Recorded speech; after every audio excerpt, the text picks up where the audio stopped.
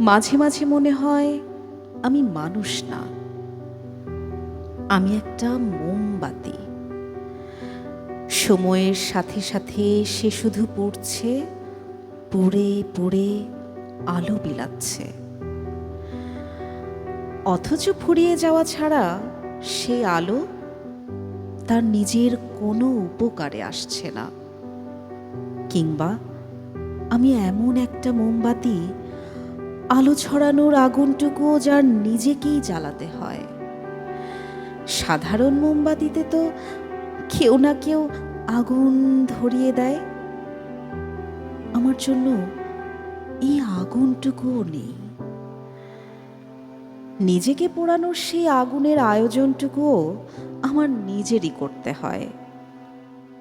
আমার জন্য আলো জ্বালনি কেউ। আমি মানুষের সমুদ্রে গুনেছি ঢেউ।